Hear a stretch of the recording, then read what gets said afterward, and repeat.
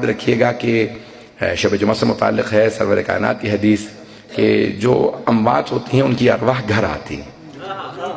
پیغمبر اسلام فرماتے ہیں ارواح مرحومین کی خصوصاً والدین کی روح ضرور آتی ہے اور وہ انتظار کرتی رہتی ہے بچے ہمارے لیے کچھ نہ کچھ دیں گے. پتہ نہیں توجہ ہے یا نہیں. دنیا میں خاطر مدارت کی جاتی ہے کھلا پلا کے، آخرت میں ہوتی ہے قرآن سے. تو کہتے ہیں کہ بہت دیر تک ماں باپ بیٹھے رہتے ہیں، پھر ایک مرتبہ باپ کہتا ہے ماں سے چلو یہ ہمیں بھول چکے. ماں کہتی ہے نہیں آپ چلے جائیے شاید یہ مجھے یاد کر لیں. تو روایت کے الفاظ ہیں کہ ماں اکثر وہاں پہ روکی کہتی رہتی ہے اے بچوں تمہاری ایک رات کی نیند کی خاطر میں پوری رات جاگتی رہی تھی، اب میں تمہاری ایک فاتحہ کی محتاج ہوں، فاتحہ ہی پڑھ دو.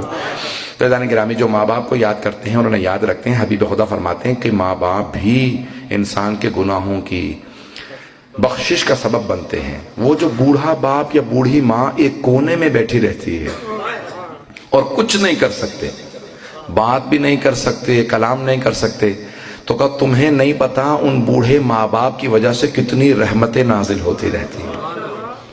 میں پتہ نہیں پہنچا پا رہا ہوں یا نہیں، کچھ دیر اور سن لیں گے. یہ